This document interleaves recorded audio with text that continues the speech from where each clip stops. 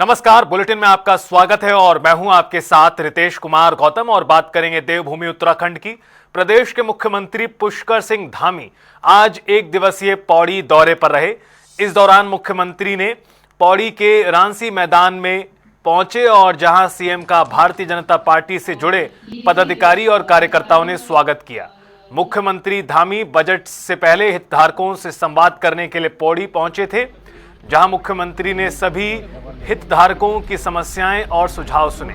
कार्यक्रम में व्यापारियों, उद्योग जनप्रतिनिधि, स्वयं सहायता समूह, सामाजिक संगठन और विभिन्न क्षेत्रों के लोगों की सहभागिता रही। संवाद के माध्यम से अगला बजट तैयार किया जाएगा, उसमें सुझाव, समस्याएं भी शामिल की जाएंगी। इन तमाम को लेकर सीएम ने आज बातचीत की है। इसको आंकड़ों, फाइलों और जटिल वित्तीय शब्दावली का केवल दस्तावेज माना जाता है और बहुत बार तो मैं ही जो है लगभग 15 साल मुझे होने वाले हैं इस व्यवस्था में काम करते करते, सीधे सीधे हर बार बजट प्रस्तुत होता है और हर बार हम भी कभी 4 या 5वां साल तो ये हमको इसी जिम्मेदारी पर हो गया। लेकिन अभी भी कई बार बहुत सारा इतना वो होता है, कॉम्प्लिकेटेड बोलते हैं पांडे जी इसको, कॉम्प्लिकेटेड होता है। मैं समझता हूं कि ये बहुत अलग प्रकार का विषय है, तो हमने कोशिश करी है कि इसको थोड़ा सरल कैसे बनाया जाए। डॉक्टर साहब, सरल कैसे हो, ये आम जनता का बजट कैसे बने। तो प्रधानमंत्री जी ने भी शुरू किया देश भर में कि भाई बजट से पहले भी, बजट के बाद भी, कि लोगों को बताया जाए कि इस बजट में क्या क्या प्रावधान किए गए हैं, उनके लिए कौन कौन से इसमें आगे बढ़ने के रास्ते दिए गए हैं, क्या क्या लाभार्थी योजनाएं हैं, देश के लिए क्या हो रहा है, किसानों के लिए क्या है, महिलाओं के लिए क्या है, सीमांत क्षेत्र के लोगों के लिए क्या है। अभी हमारी नगर गैरसैंण के भराड़ीसैंण में 9 से 13 मार्च तक बजट सत्र से पहले ही विवाद खड़ा हो गया है। बीजेपी विधायक दिलीप रावत ने ऑक्सीजन की कमी, अत्यधिक ठंड और अव्यवस्थाओं का मुद्दा उठाते हुए सत्र आयोजन पर आपत्ति जताई है कि भराड़ीसैंण में जहां पर सिलेक्शन हुआ है उसको बनाने का, चयन हुआ है विधानसभा बनाने का, वास्तव में उस समय वो बुद्धिमत्ता का काम नहीं था। क्योंकि जहां पहली बार हमारा विधानसभा लगी, जहां टेंटों में लगी, वो जगह बहुत उचित थी और भराड़ीसैंण से बढ़िया गैरसैंण में होता तो ज्यादा उचित होता, क्योंकि वहां मुझे लगता है कि वहां इतनी अच्छी सुविधाएं अभी लोगों के लिए नहीं है। हाँ, अनुभवी कई लोगों की वहाँ तबीयत बिगड़ चुकी है। अभी हमने देखा था हालिया दिनों में। हरिद्वार में कुंभ मेले की तैयारियां जोरों से चल रही हैं। शनिवार को मुख्यमंत्री पुष्कर सिंह धामी मेला नियंत्रण भवन में तैयारियों को लेकर हाई लेवल समीक्षा बैठक करेंगे। सुबह 11 बजे से अधिकारियों और स्टेक होल्डर्स के साथ मीटिंग होगी। मुख्यमंत्री कुंभ के निर्माण कार्यों का स्थलीय निरीक्षण भी कर सकते हैं। प्रशासन के अनुसार मेला क्षेत्र में 25 से ज्यादा स्थायी निर्माण कार्य जारी हैं। सैटरडे को तो माननीय मुख्यमंत्री जी द्वारा इस बैठक भी ली जा रही है कुंभ की, और कुंभ की तैयारियों को देखा जाए तो हमने 2 तरह के काम होते हैं हमारे यहाँ पे, परमानेंट और टेम्पररी वर्क्स। तो परमानेंट वर्क्स का जो स्टेटस है अभी करीबन 25 से 30 काम हमारे ऑनगोइंग है, कार्य गतिमान है। उसके अलावा कुछ प्रस्ताव हमारे अभी शासन में गतिमान है और शीघ्र ही उनकी भी अनुमति आ जाएगी और कार्य शुरू हो जाएंगे। अस्थायी कार्यों में भी हम लोगों ने जो हमारे 32 सेक्टर हैं उनका सेक्टर प्लान मैक्रो और माइक्रो बनाना शुरू कर दिया है। लेवलिंग के काम और जो हमारे अस्थायी प्रवृत्ति के विद्युत की और पानी के काम होते हैं उनकी भी हमने पूरी डिटेलिंग कर ली है और उनके भी अप्रूवल्स कुछ आ गए हैं और कुछ इन प्रोसेस है। हरिद्वार कुंभ मेले को दिव्य और भव्य स्वरूप देने के लिए शासन और प्रशासन स्तर पर तैयारियां तेज हैं। इस क्रम में कुंभ मेला अधिकारी सोनिका ने हरिद्वार स्थित हरिद्वार रेलवे स्टेशन का विस्तृत निरीक्षण किया। उन्होंने कहा कि रेलवे स्टेशन श्रद्धालुओं के आगमन का प्रमुख केंद्र होता है, इसलिए यहाँ की समस्त व्यवस्थाएं सुव्यवस्थित, सुरक्षित और सुचारू होना जरूरी है। निरीक्षण के दौरान श्रद्धालुओं के ठहराव स्थल और आवश्यक सुविधाओं की व्यवस्थाओं को लेकर संबंधित अधिकारियों को दिशा निर्देश भी दिए गए। रेलवे स्टेशन एक बहुत इम्पोर्टेंट पार्ट है हमारे कुंभ मेले का, और जितने भी श्रद्धालु आएंगे वो यहीं से आएंगे। तो यहाँ की व्यवस्थाएं देखने के लिए किस तरह से होल्डिंग एरिया बनेगा, किस तरह से एंट्री एग्जिट होगा, किस तरह से श्रद्धालु आएंगे और यहाँ पे क्या व्यवस्थाएं हैं उनको देखने के लिए मैं आज यहाँ पे आई थी, और उसी क्रम में आगे कार्रवाई की जाएगी जो भी ऑब्जर्वेशन होंगे। इसके अलावा रोडी वेल वाला का ब्यूटिफिकेशन का भी काम है, उसको लेकर क्या योजना है? वो यूआईडीबी का एक प्रोजेक्ट है जिसमें कि रोडी वेलवाला की ब्यूटिफिकेशन की चीजें हैं, जिसमें घाट तो है ही अलॉन्ग साइड, उसके साथ उसकी उस एरिया का ब्यूटिफिकेशन, वहाँ जो बेसिक फैसिलिटीज होनी चाहिए उसकी चीजें हैं। तो वो अभी इन प्रोसेस है, उसकी टेंडरिंग प्रक्रिया और जो जीओ होने की प्रक्रिया है वो इन प्रोसेस है, और जैसे ही होगा फिर उसका आगे कार्य। मैडम अतिक्रमण को लेके मैडम ये ललतारू पुल पे जो अतिक्रमण है उसको लेके किस तरह की रणनीति आगे बढ़ती है? तो इसमें हम तीनों बैठे थे, मैं डीएम एसएसपी, हम लोग तीनों ही बैठे थे कि पुलों पे जो भी पुल हैं, सभी पुलों पे जहाँ पे लोग बैठे हुए हैं वो सेफ भी नहीं है, सेफ्टी पॉइंट ऑफ व्यू से भी सही नहीं है, तो उस पे क्या रणनीति बनाई जाए, किस तरह से उसको आगे बढ़ा जाए, वो सभी से बात करके आए। मैडम जो कुंभ के टाइम पर जो काम हुए थे स्थायी अस्थायी, तो क्या आपकी आस्था पत्र बना था उसमें, तो क्या उनको रिनोवेशन किया जाएगा या कुछ नए प्रोजेक्ट उन्हीं को नए बनाए जाएंगे? नहीं, जो भी प्रोजेक्ट है उसमें किसी में भी दोहराव तो डुप्लीकेसी होने की तो कोई संभावना ही नहीं है। जो ऑलरेडी एग्जिस्टिंग प्रोजेक्ट्स हैं वो तो मैक्सिमम क्योंकि समय हो गया है तो मेंटेनेंस का कार्य किया जाएगा, या उसमें कोई सुदृढ़ीकरण या जो ब्यूटिफिकेशन का कार्य किया जाएगा। उसके अलावा जो भी हमारे बनाए जा रहे हैं, कार्य किए जा रहे हैं, वो सब नए कार्य।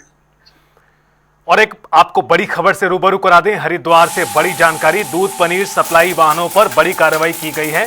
खाद्य सुरक्षा विभाग ने चेकिंग अभियान चलाया, बाहरी राज्यों से आने वाले गाड़ियों की जांच की गई, खुले दूध के 3 और पनीर के 2 नमूने भी लिए गए हैं।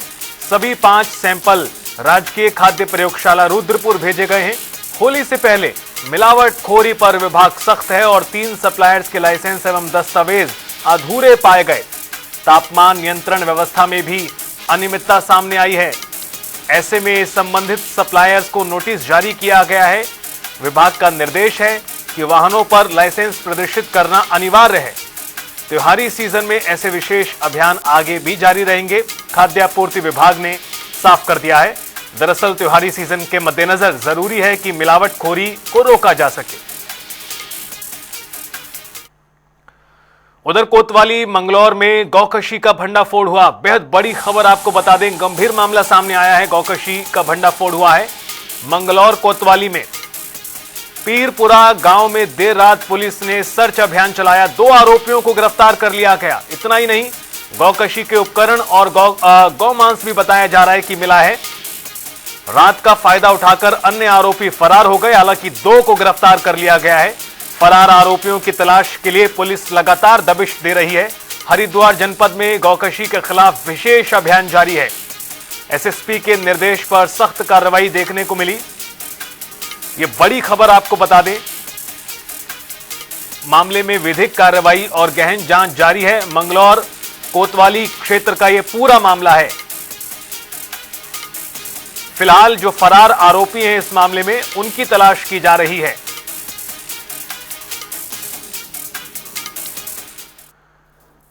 उधर उत्तराखंड में अग्निवीर योजना के विरोध में भारतीय राष्ट्रीय कांग्रेस ने प्रदेश कार्यालय से जागरूकता वाहन रवाना किया। अभियान का नेतृत्व पूर्व प्रदेश अध्यक्ष करण माहरा ने किया। उन्होंने केंद्र सरकार पर देश की सुरक्षा व्यवस्था कमजोर करने का आरोप लगाते हुए कहा कि सीमा पर चुनौतियों के बीच सेना को मजबूत करने के बजाय अग्निवीर योजना युवाओं में निराशा बढ़ा रही है, जिससे भर्ती और पलायन पर नकारात्मक असर पड़ेगा। से गलत खबरें आ रही है। चाइना ने काफी अंदर तक इन्फ्लुएंस किया है, हमारी धरती पे गांव बसा लिया है, और ऐसे समय में जब देश कमजोर हो रहा है उस समय आर्म फोर्सेस को कमजोर कराया जा रहा है। ये जो अग्निवीर योजना है इससे बहुत नुकसान किया है। और मेरे उत्तराखंड का तो बहुत ज्यादा क्या है, जहाँ गढ़वाल रेजिमेंट और कुमाऊं रेजिमेंट का घर, और लोगों में सबसे पहली चाहत फौज में जाने की होती है। हर गाँव से कई लोग फौज में है और वो उस परंपरा का निर्वहन करे। 4थी पीढ़ी भी फौज में है, किसी की 5वीं पीढ़ी फौज में है। और अभी अग्निवीर योजना की वजह से एक निराशा आई। आपने पंजाब का एक आंकड़ा देखा कि पंजाब के लोग अब फौज में नहीं जा रहे हैं, और उसी तरीके से हल्के हल्के यहाँ भी कमी आएगी। और जो सबसे बड़ी दिक्कत है कि पलायन बढ़ेगा। अभी तो जो मनी ऑर्डर आता था कैप्टन साहब का, ऑनररी कैप्टन साहब का, मेजर साहब का, सूबेदार साहब का, नायक साहब का, उससे गांव की इकोनॉमी चलती थी। अब गांव में सूबेदारणी और नायक साहब की घरवाली नहीं मिलेगी, तो जो गांव की छोटी मोटी दुकानें चलती वो भी कैसे चलेंगी? रोजगार है नहीं, खेती हो नहीं रही क्योंकि जंगली जानवर से लेकर प्रकृति की मार की बारिश हो रही है तो बादल फट रहे, नहीं तो बारिश ही नहीं हो रही है। ऊपर से जो छोड़ी हुई हमारी गौ माता है वो भी खेतों में, तो बहुत परेशानी है और पलायन के कारण बनो, और ये भी एक बहुत बड़ा कारण पलायन का बनेगा अगली योजना। हल्द्वानी में यूजीसी बिल के विरोध को लेकर समन शक्ति संगठन ने आंदोलन का ऐलान किया है। संगठन के संयोजक प्रकाश हरबोला ने प्रेस कॉन्फ्रेंस में बताया कि प्रस्तावित यूजीसी बिल समन समाज के हितों के खिलाफ है। 21 फरवरी को रामलीला ग्राउंड से विशाल रैली निकालकर जिला अधिकारी कार्यालय तक प्रदर्शन किया जाएगा और सरकार से बिल वापस लेने की मांग की जाएगी।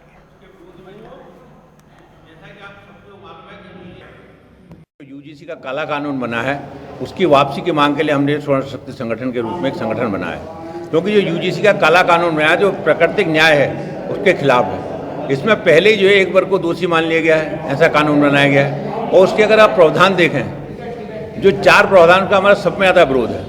पहला प्रावधान है कि सबको एक सार होना चाहिए, विद्यालय में सब एक होना चाहिए, लेकिन सवर्णों को शिकायत करने का अधिकार नहीं है। बाकी जो वर्ग हैं, ओबीसी है, एससी है, एसटी है, उनको शिकायत करने का अधिकार है। दूसरा जो हमें सब में बड़ा जो उसके वो है कि जो गलत शिकायत करे उसके सजा का प्रावधान होना चाहिए। जब उसकी शिकायत पे 24 घंटे के अंदर उसको सजा का प्रावधान है, उसका रेस्ट्रिक्शन तक का प्रावधान है, 5 दिन के अंदर पूरी रिपोर्ट है, तो 5 दिन तक वो कहाँ इंतजार करेगा, तो मानसिक जो उसे हरासमेंट मिलेगा उसी में परेशान हो जाएगा। हम इसका घोर विरोध करते हैं, क्योंकि ये कानून जो है हमारे आने वाले बच्चों के भविष्य को प्रभावित करेगा और हमारे बच्चों को बिल्कुल कहीं का नहीं छोड़ेगा। इसलिए हम जो है काले कानून का बिल्कुल विरोध करते हैं और साथ ही साथ हम समस्त जनता से भी ये अपील करते हैं कि वो हमारा इसमें साथ दें और इसके खिलाफ जो हमारे स्वर्ण समाज के लोग हैं, आज अगर नहीं जागेंगे वो तो फिर कभी नहीं जागेंगे, क्योंकि ऐसे ही बरसों से चलता आ रहा है और हम दबते आ रहे हैं। क्योंकि हमारा किसी से लड़ने का मकसद नहीं है, हमारा कानून को बदलने का मकसद है। कानून बदलेगा, क्योंकि ये जो काला कानून आया है जो बिल्कुल हमारे बच्चों को इसमें प्रभावित हो रहा है और समाज इसमें बट रहा है। उत्तराखंड में पुष्कर सिंह धामी सरकार के 4 वर्ष पूरे होने पर बीजेपी जहां उपलब्धियां गिनाने की तैयारी में है, तो वहीं कांग्रेस ने सरकार पर तीखा हमला बोला है। कांग्रेस प्रवक्ता राजेंद्र शाह ने 9 साल के कार्यकाल पर श्वेत पत्र जारी करने की मांग करते हुए खनन, शराब माफिया, पेपर लीक, बेरोजगारी जैसे मुद्दों पर घेरा। उन्होंने महंगाई और कानून व्यवस्था पर भी सवाल उठाए। 4 साल की नहीं उपलब्धियां उनको 9 साल की बतानी पड़ेंगी। 4 साल न कहे, वो 9 साल से उनकी सरकार है। इसको भाजपा साफ करे कि वो 9 साल में उन्होंने क्या किया, उस तमाम चीजों का एक श्वेत पत्र निकाले और श्वेत पत्र के द्वारा वो बताए कि किस किस फील्ड में किस किस जगह उन्होंने क्या किया। सिवाय खनन के बढ़ावा देने के, खनन माफिया को, सिवाय शराब माफिया को बढ़ावा देने के, सिवाय घोटालों के, सिवाय पेपर लीक के, सिवाय बेरोजगारों पर जो है बेरोजगारों के लिए उन्होंने जो कहा था कि हम रोजगार देंगे, झूठे वादे करने के सिवाय महंगाई सर पर है। और सबसे बड़ी बात, सरेआम लोगों को कत्लेआम कर दिया जा रहा है। कानून व्यवस्था ध्वस्त हो चुकी है, कानून के नाम पर कोई चीज नहीं है। पुलिस का खौफ तमाम अपराधियों से उठ गया और पुलिस से कोई डर नहीं रहा है। ये तमाम चीजें, इन पर बात कीजिए ना, इनका क्या किया आपने? बाकी किया भाजपा ने कुछ नहीं है पिछले 9 सालों में, सिवाय इसके कि उन्होंने जो है अपना एक नैरेटिव सेट करा हुआ है, उसके अलावा वो कुछ नहीं कर पा रहे हैं। धरातल पर काम कुछ हुआ नहीं है और ये आने वाले कल में जनता उनको जवाब देगी। निश्चित तौर पर जनता ने इस बार तय कर लिया है कि ये जो जुमलेबाज है, ये झूठे जो है, जो तरह तरह की बातें करते हैं, इनको इस बार जो है सत्ता से उखाड़ फेंकने के लिए जनता तैयार बैठी है। हरिद्वार स्थित आकाशदीप कॉलोनी में एक युवक ने लाइसेंसी पिस्टल से खुद को गोली मारकर आत्महत्या कर ली। मौके पर पुलिस पहुंची और शव को पोस्टमार्टम के लिए भेजा गया। शुरुआती जांच में सामने आया कि मृतक राजेश प्रजापति लंबे समय से किडनी की गंभीर बीमारी से पीड़ित था और मानसिक तनाव में था। फिलहाल पुलिस हर एंगल से मामले की जांच कर रही है और इस घटना से परिवार में मातम है और इलाके में भी शोक का माहौल है। मसूरी देहरादून मार्ग पर एक बोलेरो टैक्सी ने देहरादून से मसूरी जा रही बाइक को टक्कर मार दी, जिसमें 2 युवक घायल हो गए। घायलों को एम्बुलेंस से अस्पताल पहुंचाया गया, जहां एक की हालत गंभीर बताई जा रही है। वाहन ने कुल्लू खेत वन विभाग चौकी के पास खड़ी अन्य बाइक को टक्कर मारी थी। पुलिस ने नशे में तेज रफ्तार से वाहन चला रहे चालक को अपनी हिरासत में लिया है। जा रहे थे ऊपर को और वहाँ पे ऊपर जाके ये गाड़ी आई बहुत तेजी में। कहाँ पे? ये थोड़ा से क्या वाटरफॉल है, उससे थोड़ा सा आगे बस 1-2 मोड़ मुड़ के वहाँ पे गाड़ी आती है, बहुत तेज़ी में आती है, मोड़ काटती है, पूरा रॉन्ग साइड आती है। 80 की स्पीड होगी, 80 या 70, और रॉन्ग साइड से पूरा उड़ा देती है। जो हमारे साथ के भाई थे ना, उन्हें एकदम उड़ाती है और रुकी नहीं, एकदम भाग जाती है वहाँ से। एकदम से हम पीछा करने रहे थे तो भाग गई थी वो गाड़ी। फिर हमने एम्बुलेंस बुलाई तो ये गाड़ी भाग गई थी, तो हमने यहाँ रिपोर्ट करी थी, कॉल कर दी थी 112 पे। तब उन्होंने बोलता गाड़ी पकड़ ली कि सुबह आ जाना है। बन निकासी चौकी कोल्लू खेत बैरियल में तैनात हूँ। कल रात की क्या घटना है? ये जो जीप रात सर ऐसा हुआ कि मैं प्रॉपर अपनी ड्यूटी में था, वहाँ से ये गाड़ी आती है, गाड़ी बहुत स्पीड में थी, और उसके बाद अचानक से इतनी फास्ट गाड़ी आई कि यहाँ पे मेरी गाड़ी खड़ी होती है जैसे हमेशा खड़ी होती है, मेरी गाड़ी को मारते हुए बहुत स्पीड से ये सीधा पत्थर के ऊपर लगा दिया गाड़ी। अब जैसे हमने देखा तो गाड़ी स्पीड में था, मेरी गाड़ी वहाँ पे लगे हुए था, आप देख ही सकते हैं। जो ड्राइवर था वो शराब सर उसको देखने से तो यही लगा कि वो पिए हुए था। हाँ। पुलिस द्वारा क्या कार्रवाई की गई? पुलिस द्वारा तो सर आप पता कर सकते हैं, वो सिपाही होगा। जो ड्राइवर कंडक्टर है उसको, जो ड्राइवर है उसे पकड़ा है। हेलो सर, उन्होंने अपनी लिखत पढ़त तो की है, बाकी जानकारी तो उन्हीं के पास होगी, मेरी तो। और फिलहाल इस बुलेटिन में इतना ही। आप देखते रहिए जनता टीवी।